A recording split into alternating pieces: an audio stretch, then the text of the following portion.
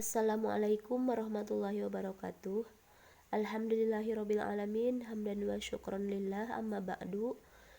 Ibu dosen yang saya hormati, teman-temanku sekalian yang saya banggakan, alhamdulillahirabbil alamin, dalam kesempatan kali ini kita semua masih diberikan kesehatan untuk melakukan perkuliahan pada pagi hari ini, walaupun masih dalam secara online ataupun daring. Mudah-mudahan tidak mengurangi rasa semangat kita untuk selalu bertolabul ilmi. Nah, kami dari kelompok 11 akan mencoba mempresentasikan tentang administrasi kesiswaan dalam pendidikan. Nah, di sini saya tidak sendiri, saya bersama rekan-rekan saya. Yang pertama, saya sendiri Ade Siti Rokayah, rekan saya Fitri Sulistiani dan Ira Herawati. Untuk pembahasan yang pertama akan dipaparkan oleh saya sendiri, yaitu tentang pengertian administrasi kesiswaan. Apa itu administrasi? Administrasi dapat dimaknai sebagai kegiatan untuk melayani, membantu, mengatur, dan mengarahkan untuk mencapai tujuan tertentu.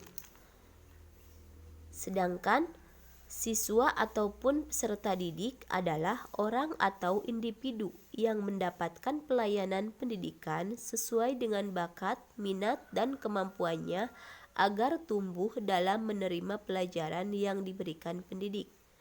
Jadi, administrasi kesiswaan dapat diartikan sebagai seluruh proses kegiatan yang direncanakan dan diusahakan secara sengaja serta pembinaan secara kontinu terhadap seluruh peserta didik dalam lembaga pendidikan yang bersangkutan agar dapat mengikuti proses belajar mengajar secara efektif dan efisien demi tercapainya tujuan pendidikan yang telah ditetapkan.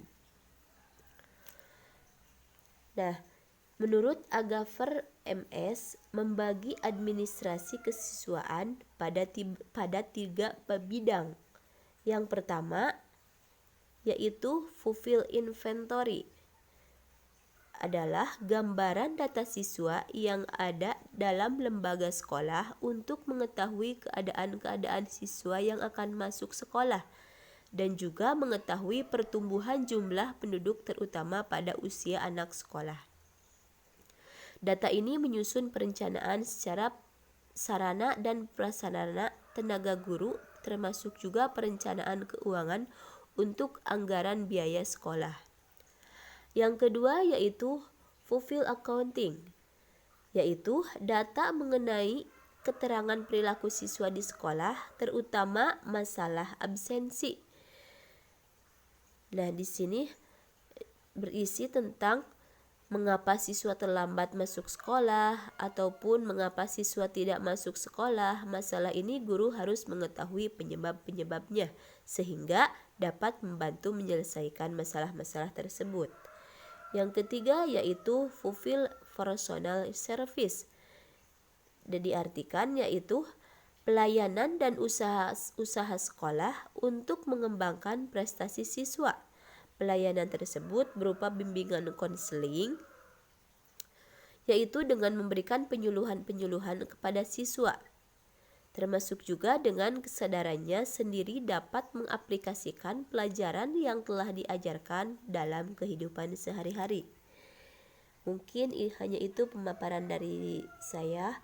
Untuk selanjutnya akan dilanjutkan oleh rekan saya yaitu Ibu Ira Herawati. Terima kasih. Assalamualaikum warahmatullahi wabarakatuh. Baik, Assalamualaikum warahmatullahi wabarakatuh. Saya Ira Herawati akan melanjutkan pemaparan materi yang selanjutnya, yaitu tujuan dan fungsi administrasi kesiswaan. Yang pertama, tujuan administrasi kesiswaan.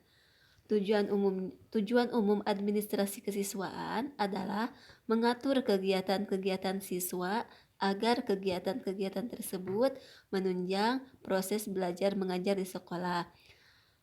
Lebih lanjut, proses belajar mengajar di sekolah dapat berjalan lancar, tertib, dan teratur, sehingga dapat memberikan kontribusi bagi pencapaian tujuan sekolah dan tujuan pendidikan secara keseluruhan. Adapun tujuan khusus administrasi kesiswaan adalah sebagai berikut. Yang pertama, meningkatkan pengetahuan, kemampuan, dan psikomotor peserta didik. Yang kedua, menyalurkan dan mengembangkan kemampuan umum, bakat, dan minat peserta didik. Yang ketiga, menyalurkan aspirasi, harapan, dan memenuhi kebutuhan peserta didik. Yang keempat, dengan terpenuhinya hal tersebut, diharapkan peserta didik dapat mencapai kebahagiaan dan kesejahteraan hidup yang lebih lanjut dan dapat belajar dengan baik dan tercapainya cita-cita mereka. Yang selanjutnya adalah fungsi administrasi kesiswaan. Fungsi administrasi kesiswaan secara umum adalah sebagai wahana bagi siswa untuk mengembangkan diri seoptimal mungkin, baik yang berkenaan dengan segi-segi individualitasnya, segi sosial, aspirasi, kebutuhan, dan segi-segi potensi peserta didik lainnya. Fungsi administrasi kesiswaan secara khusus adalah sebagai berikut.